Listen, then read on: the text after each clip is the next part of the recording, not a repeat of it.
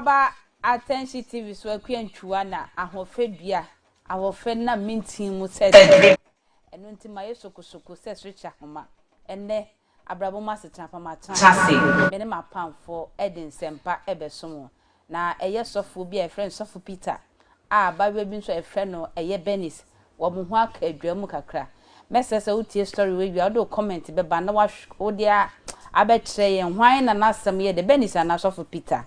who caused this case na ansa na meda mapamfo adi no ma yentie eye story ne kakra mra na akwantua metrase a metime adi nkonkonsa ne yi a kire mo ma yentie mra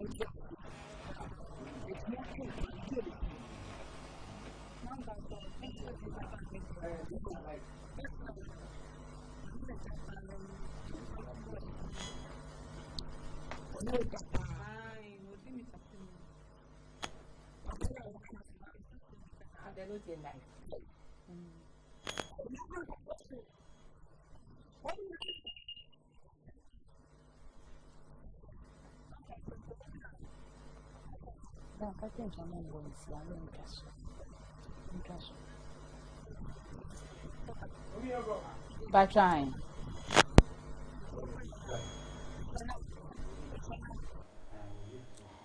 meda asese wo twen me ene se ne da ye no ye trans say ya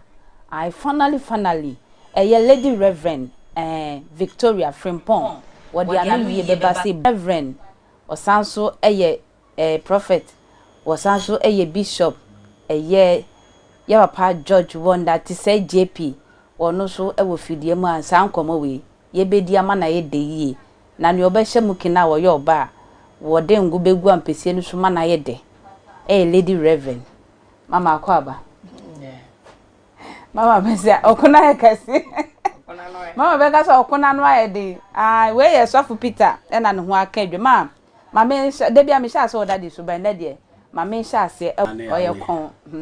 daddy we video no bowra mu kaka ne ye kohwe sofu Peter ne Benis case we wo hwa sofu Peter sa na wo se ofa kwan so esepe tene wo ye nyame nipa no mo vibes no mo ma ne sen asofo vibes nko na wiase for vibes nso enko ana na se ne kwan so anu pacho ne de ka mama nchi ahwefo ne atefo yina Michia Restore Monday Global Ministry for yina na fesu Michia wale Assemblies of God ewo na yoko Reverend Kasemo na nsu ni oga kan say so the kokota the quarter we case nullified because an agreement between two people because relationship any pam you know and they come and ono wa kan kire say oh me nua ba manage ho na me hunu say nyame nkonkron se me ware o yo say nyame nkonkron akade a say ade awale nti asem bi obeka kire no bia no obeye won I say obi opeskedo opeska na ni briska nti ade bi obeka chense onye ana say e ka so simesi use kedo ade bi obeka chense onye bia no obe find way out no nti abayo any case no when you 33 years there was an agreement onye akwala so for no so onwale ye ba so be ware o na sa ware na anye ya eye yonkofa nso de to bebi a enye ni nyina na betumi content senior wo pe no na o tie ni nsem na o kana na je enye because so for no so onware na any problem dem wo bu ni kwasia omu no kwasia enye kwasia so for na bu no ni o kan se so for na bu no enye kwasia bo so for na bu no na mo so for na tu pano a onye bi omu any problem it no so oji 90,000 okay nti enye bibia we ye case betimi asolve within them because agreement anye yi obi anko ni baby misi me ware o ma anya wale obi omu a enye by force aware enye by force o say papa mo anso na mka say set before marriage ni so nye so for na wo do mpra na mo twe ye na mpra twe na anya yi obi anko ni baby nti asofo nso mo twe mpna ebi no mo twe mpra ebi mo so twe mpra na one twe mpra be da ya wa we courtship na mo ye okay wo kra be ga courtship courtship is your marriage. Oh, okay. Courtship is not marriage. Anything can happen along the line. Now relationship now breaking. Because any obia only no be nanti say o person ware na obe ware no. If you have cry, obi cry obi cry ma ware cry, it happens say they are not the compatible so mo ware no both na. The marriage can break or dissolve. Because there is no compatibility. In any relationship be a common, there must be a compatibility.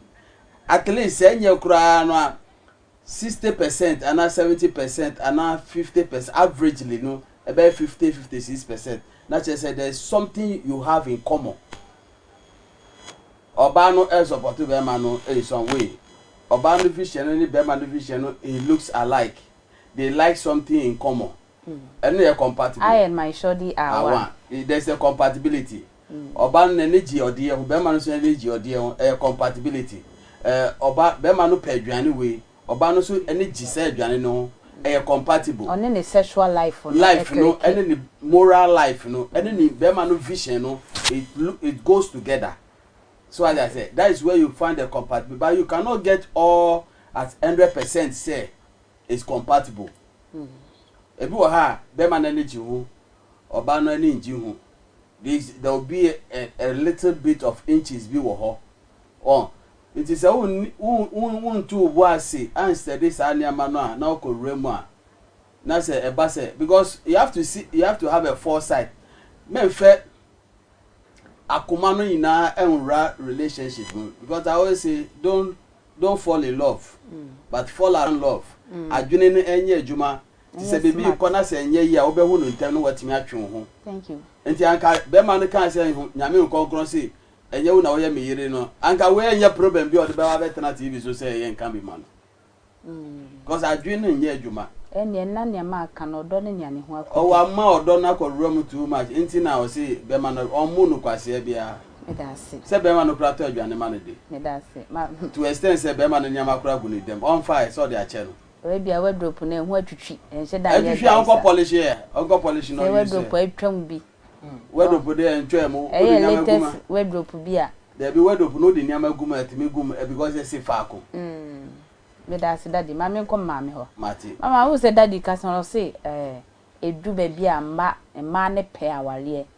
does marriage make a woman complete? I say ye decide na shame kola na dwen mu nti chetifo me ahwefo ni asemo case ayere yo case ya ka na aba ne ho pedro na ne ye okay so ubisasa o se kamia ise ye be tu bi asina se emma na chichiri fi na emma nso yenyini mu ni yemfie bi mu aware no eno na de sa problem na to ya dwumu emma akoye se nne no